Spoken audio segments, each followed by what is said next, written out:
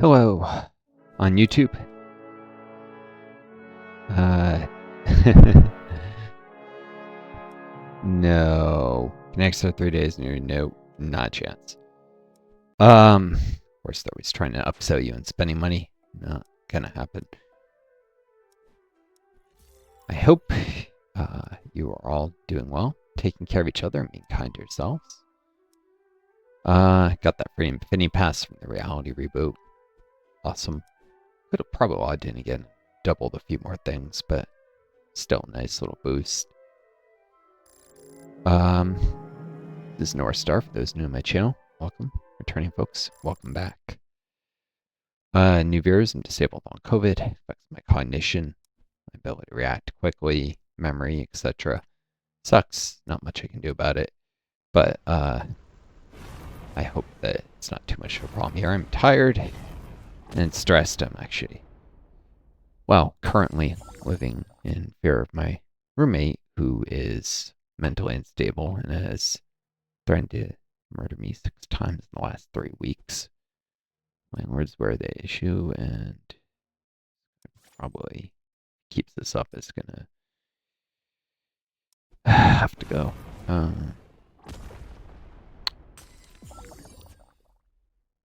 He's gonna do something stupid eventually. Just hopefully, hope that that's not coming and trying to beat me. If that happens, I'll have to, of course, call the police then, but stop me from various injury. But there's not much I can do. Can't get anyone involved on the fear of something happening. So you have to wait till someone like this actually. Even the threats, well, realizing he's just not going to stop, even though I've been ignoring, not reacting to him, he just becomes more and more aggressive. Obviously, next time he's standing over me, threatening me, especially if it's more serious than just yelling at me and threatening to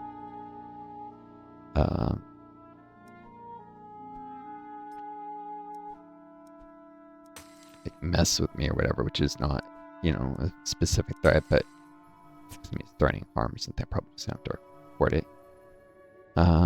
This guy is also delusional enough. He stood over me, yelling at me, and physically intimidating me, recording himself doing this. Something about, I'll record you being a bitch. It's like, you realize, though I'm sure if he ever put that up anywhere, he would almost certainly edit it to make it look like, well, no, he's probably not smart enough. He'd probably think that somehow others would agree with his violence, and this guy is completely delusional. Still, it's best to... He's unhinged enough that even if I recorded him, he probably wouldn't change his behavior, even if he knew he was being recorded. Most people would, but... this would probably be easy enough to get a recording of him threatening to kill me again, since he keeps doing this. Done it 6 times in 3 weeks. Really, that was 3 clusters, I think, or 2. It's a little off. I'm not sure if it was 2 or 3 times, each time more than once. But there'll be another cluster of these threats, I'm sure, eventually. Like, I just went to the bathroom and he was banging on the wall. I was actually very much afraid he was going to pop out because he's already ambushed me twice going to the bathroom in the past 24 hours and get aggressive and maybe even get physical this time. I mean, that would be the trigger, obviously, to actually call the police, but again, not necessarily before I get seriously hurt by this guy. It's a bad situation. But it's a situation I'm in because I'm disabled on COVID, and the government makes Social Security very difficult and intimidating to apply to. So I didn't apply for a long time, and now I'm going to have to deal with the possibility that even though both of the experts Social Security sent me to are in agreement I'm impaired with the long COVID and stuff, they could still turn around and deny my SSI, and I could have to fight it with an administrative law judge in court. I already got cheated out of SSDI by rules about work credits, including if you can only get a certain number of years, so even if you work 2 jobs or tons of overtime, still only 4 work credits. You only get them in the year you're paid, so I had a job I did in a December one year, but didn't get paid the next year, so no work credits for that year. And you don't, most importantly for me, you don't, also work credits round down, and most importantly for me, if you work for a university, well, at least a half-time student at that university, you don't get any work credits for that university. So otherwise, I would have the work credits I need. Just that one rule alone screwed me over bad. But, you know, even some combination of changes to other rules, such as not rounding work credits down, allowing you to get more than 4 in a year. In fact, even if the limit was 5 in a year, if you're, you know, working 2 jobs, they would have to somehow tie it to the number of hours they're at in earnings. Because already there's problems with someone who's doing a very high-paid job could be working 5 hours a week and maxing the work credits, and someone else who's doing a very low-paid job would have to work a lot more hours. In fact, it wouldn't even be 5 hours, the threshold's so low, but you get the idea. Would it? I would have to double check the numbers, but it's definitely true that I didn't get more work credits when I was working 2 jobs at once, or when I was working tons of overtime as an EMT. But SSI should theoretically be able to get, although I'll have to shift assets, what I've got left of my savings, into an ABLE account, which doesn't count towards the SSI asset limit. But again, I'm sure the government will drag the whole thing out, make it hard. So I'm living in a very low rent place because I can't, you know, end up homeless and on the street before I get the SSI approved. And then that puts me in danger of violent people like this who end up in the worst places because, well, landlords who have their pick of tenants will tend to look into the history of someone like this and say, no, I don't want you as a tenant because he's probably been violent with other roommates before, I'm guessing.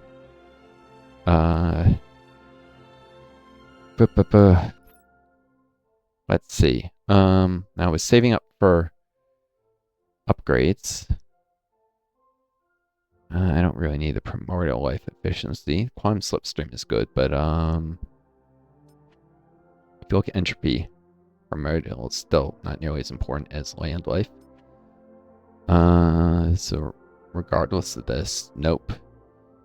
Probably entropy efficiency or speed booster. Simulation speed would also affect ideas. So probably this.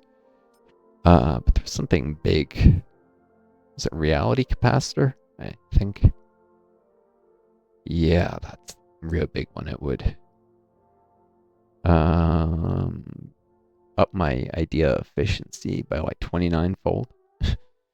Which would be huge for knowledge generation. That'd be 29 times the knowledge generation. And, of course, ideas snowballing faster would mean I'd actually end up with more generators. So it would be more than 29. It'd be like 40 times the knowledge generation. So reality capacitor, I need to save up for. And there's actually, where is it? Online efficiency. Nope, that's not. Boost capacity. Flux capacity. Somewhere in here was something where the longer an offline assimilation went, the more efficient it becomes. I'm not quite sure where it was. One of these. Nanobuyer, Darwinium Accelerator, Cognitive Research. Nope. Knowledge compressor. Somewhere. Waiting for me. Future civilization. Efficiency. Oh, here we go. Time chamber. Boost idea efficiency by current simulation time. Yeah, so I actually probably just want to wait instead of resetting again.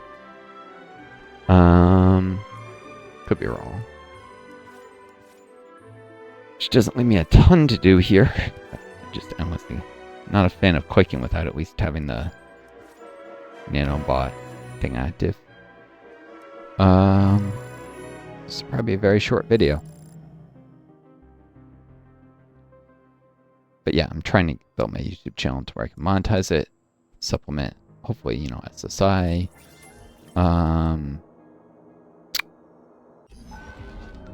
Have a voice to affect politics and stuff eventually, because I do political videos and put political commentary on a lot of my videos.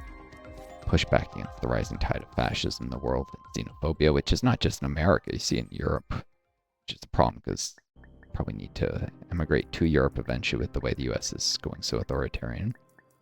Europe is not as far in the slide to fascist in the US, but it is to the point where it's restricting immigration. Although that's mostly targeted brown people, even as an American, I'm sure.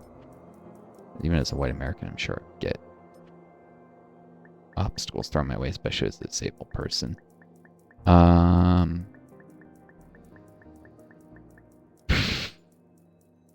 YouTube channel is running good money, though. It'll be much easier to emigrate. And I'm also considering doing voice acting training. I probably don't want to risk the money until I get SSI approved, and then there's a way you can pull money out of an able account if it's for a plan to become, possibly to try and become economically self-sufficient or reduce your reliance on SSI.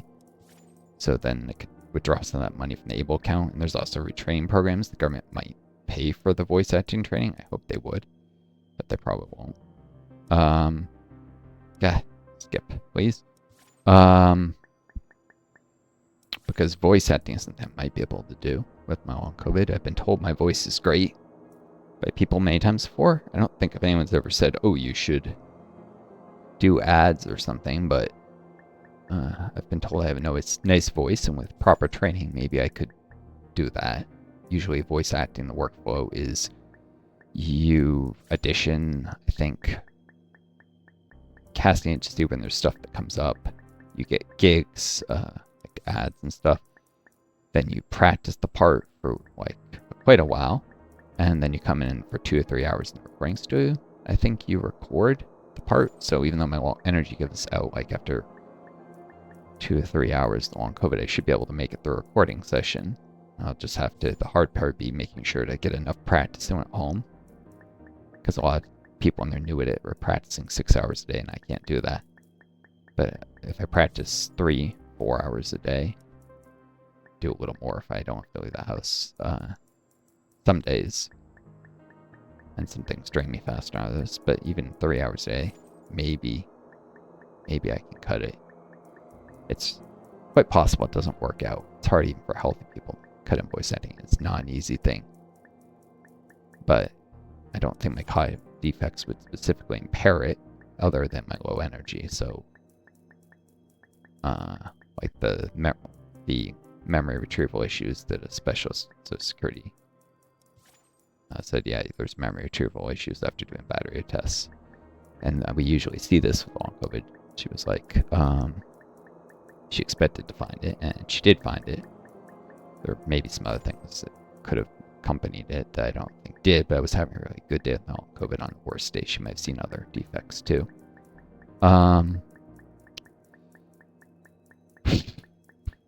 Also really caffeinated, because otherwise I wouldn't have had the energy to leave the house, which can cover up some of the defects, cognitive defects, for a little while until the caffeine wears off. But I'm consuming dangerous amounts of caffeine to do YouTube and to go out and make appointments like this, so that's not sustainable. The neurologist has tried to get my PCP to do an off-label Adderall prescription, off-label not for ADD, but for the long COVID symptoms. There are legal ways for this to be. There's no treatment for long COVID, so there's ways doctors can do this. It's a lot of extra paperwork though, but that would act as a stimulant in someone who doesn't have ADD, and that would enable me to consume less caffeine, so I would be less likely to have a heart attack due to consuming, or a stroke due to massive amounts of caffeine, which is the neurologist's concern that eventually I might have one of those, especially if long COVID increases the risk of both, although this would probably be a hemorrhagic stroke instead of a obstructive stroke, which is what long COVID increases the risk of. Don't worry if you don't know what that means. Just obstructive means a blood clot blocks the blood flow. Hemorrhagic means a blood vessel bursts in the brain. In this case, I mean, hemorrhage just means blood vessel bursts somewhere. But,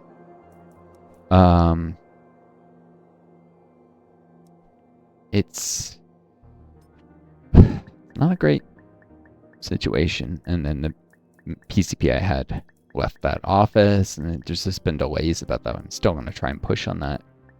My new PCP got physical coming up, and hopefully she'll be like, okay, yeah, I'll do this, so you don't have to consume so much caffeine that might stroke out eventually.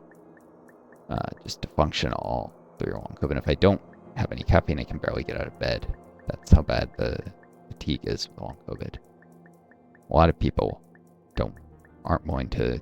This is part willpower. People think you can sheer force of will through long COVID. You can't, but you can sheer force of will plus caffeine to being a little more functional. But I can't use sheer force of will to get to the point of being normal. That just is impossible. This is what I'm doing now. Is my this is like me really pushing it and doing things that many people with long COVID wouldn't even be able to be this functional with the level of symptoms. This is what I can accomplish with sheer force of will, and it's not that impressive. In fact, I know I'm doing kind of terrible job with YouTube. I'm trying to get better though. And even then, only with the aid of massive amounts of caffeine. But I'm sick of it. Every person I tell about long COVID, they've never heard of the disease. I have to explain it, and then they're like, "Oh, you can just do this." I'm like, "No, you can't." Then they read up the symptoms, like, "Oh, maybe you can't," because they don't believe me when I tell them the symptoms. They have to go read articles about the symptoms before they believe me. It's ridiculous. And some people, not even then, people usually who won't be bothered to read up. Like I was talking to someone who was doing a special master's, trying to become a physician back when I was healthy. Someone who did that with me, who didn't make it to become a physician, but still in contact with him, and I was explaining this, and yeah, he didn't believe, really, when I was telling him how impaired I was until he went and read some articles about long COVID.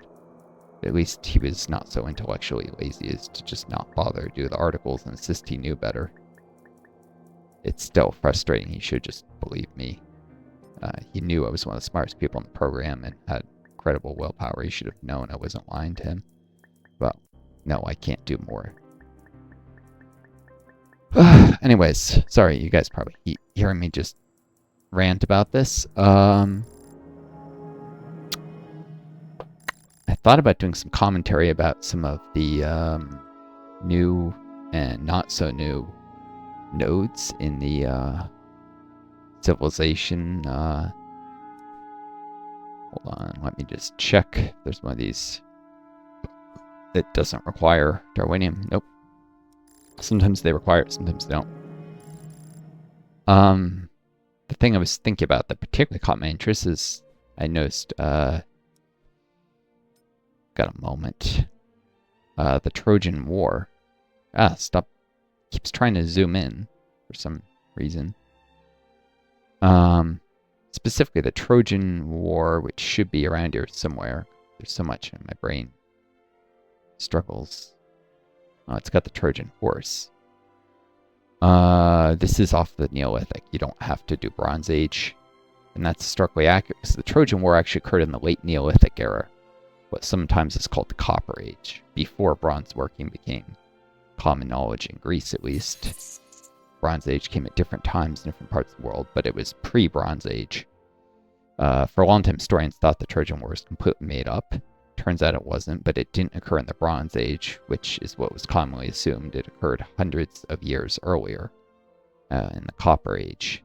And it occurred in, I think, a slightly different place than where was it the Iliad or the Odyssey? I think it was the Iliad that was the one that recounts the actual Trojan War than where it implies. But it occurred basically in Western Turkey, Asia Minor. It was a battle over trade routes, over spices. The city of Troy did historically exist, and yeah, it had nothing to do with a woman, although I'm sure the rulers at the time may have made up some excuse like that. The archaeological evidence seems to indicate it was a battle over spice trade routes, and it occurred when a lot of soldiers were using stone spears, like stone-tipped spears, and copper sometimes. But copper was too soft to make good spears before bronze spears had actually become available. So it's kind of an interesting little tidbit. The Trojan horse comes after chariot, which actually amplifies the Stone Age, but you need Neolithic, which means you need farming, livestock, horse domestication, chariot, Trojan horse. I just thought that was interesting that it actually correctly places that, because a lot of things in this game are just historically inaccurate. Do you pushing a biased, sometimes Western-centric view of history, although I've noticed it's gotten better as the game's developed. I think that game dev is starting to learn more about history as he does the game.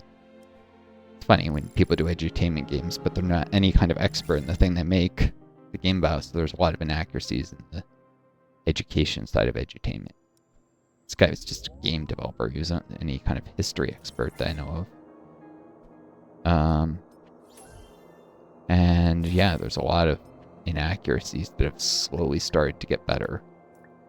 Some are still there though. I do like this what's it called? Work in the dark exploration. I've very often been able to completely finish it, whereas some of them, the way they're balanced, even when I'm doing things optimally, I can't finish.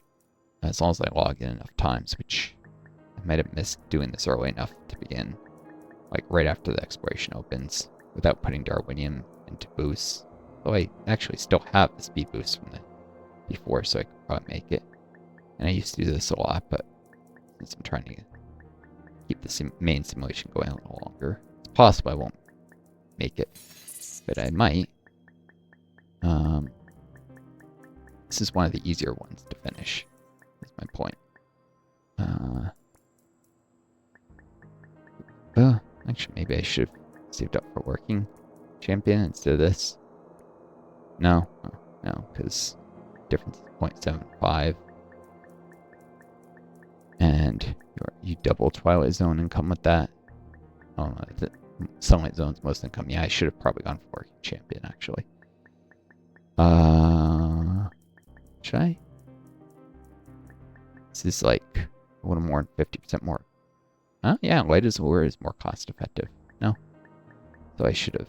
I made the right choice. Okay, in terms of optimal snowballing here, which I definitely have to do if I'm not gonna sink tons of Darwinium into this exploration, which I've done before to get so many badges. Can't see a number of badges in this one. See it in the main simulation, but I'm here trying to. Yeah, let's pop over there. I'm gonna cut this video to end. Oh, already almost 24 minutes. Shortly.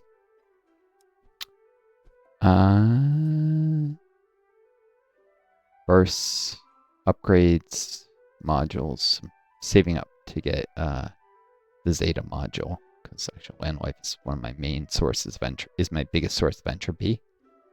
That would have actually been better than the Theta module. I assumed falsely. Well, actually, Ancient Civ is my main source ideas, so this massively helped ideas. Resisted help entropy. It might have been the right choice, I don't know. But the Zeta module, when I get 50 Darwinium, which will take a bit, I'll probably need to wait till day 7 here. But if I'm patient, I should be able to get it.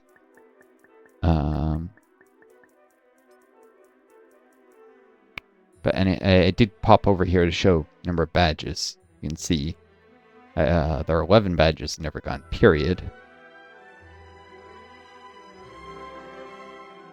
Yep, 11.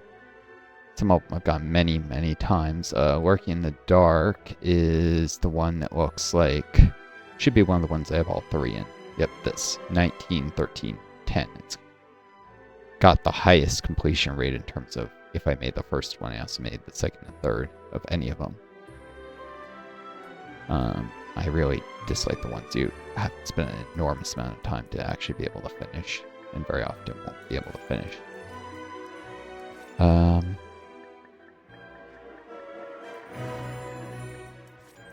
Right.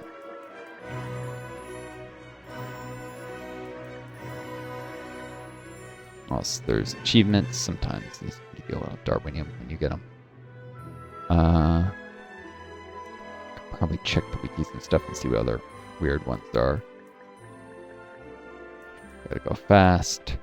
I think that was a glitch. I don't know how I got that. I didn't actually do that one under 3 minutes. I wasn't trying to cheat or anything. I just falsely awarded it.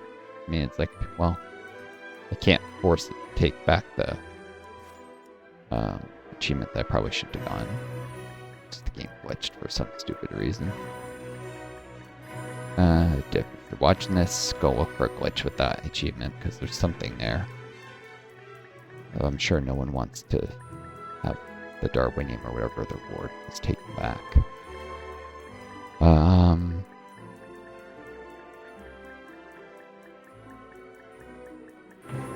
So we're progressing towards research level 2. I'll do a dia boost again. It'll make a huge difference. And this reality capacitor, I'm already at 2.05, 17 and 2.5, so I'll definitely get that. I wait like another day or two without restarting, especially because the longer the sim has been on, not only is it build efficiency from that, but from having more generators. But the fills take longer and longer, but the value of each fill goes up, so I'm not sure you actually gain knowledge at a slower rate. You might. It's still worth it to do frequent resets often to get smaller upgrades, which can help you get the next one faster and so forth. But with something this important, I should probably save up for it. Is that next upgrade? It'll massively help my idea progress. The reality capacitor.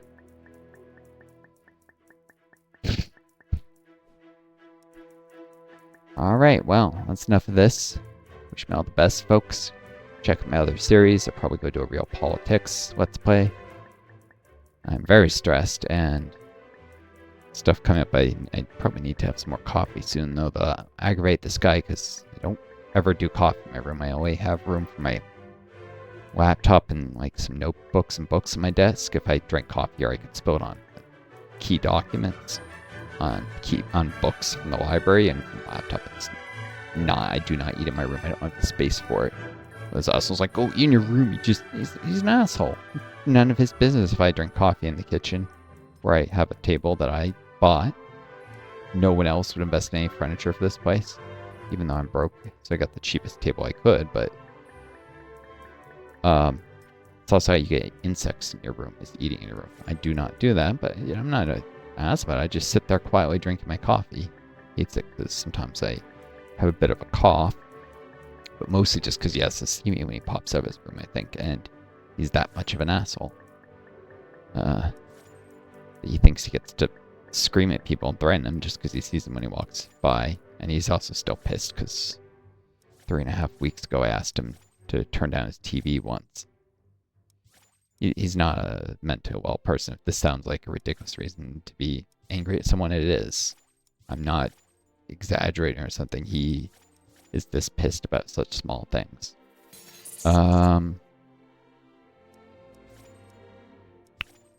Now, there are some upgrades that are based on the number of things you have in a given category, so it is often worth doing the cheapest things, even if they give slightly less ideas or entropy, especially when doubling time is going really high in entropy. It's not like what you're giving up in value is going to lead to substantially fewer generators.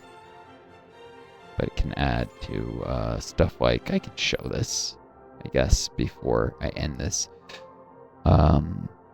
Like future, no, that's efficiency. Future idea, the capacitors. This is from sieves, but there's also ones for land life somewhere. Basically, it says capacitor. Here we go, land capacitor. Entropy efficiency for each land life, ocean capacitor. But these things don't actually kick in until you do an upgrade, I think. So I'll need fully terraformed environment. Or they might kick in if you're offline long enough. I don't know. So I'm kind of cutting the difference between just the cheapest generators and ones that have higher value. There's no real method to my madness here. If you're looking for some pattern in how I click on these. As long as I'm spending on something, it's probably going to be useful. It's not worth the effort to min-max, I think. Some games like Civ 4 are min-max. Anyways, I'm probably going to do a real politics video, so check that out. Wish me all the best. Keep watching my videos. Some stuff was recorded a long time ago, but I guess if you watch the next one in this series, maybe you'll learn more about things when. Until next time, it's Northstar. Signing off. Take care of each other, be kind to yourselves, and may you always find a guiding star to lead you home. Adieu, and best luck.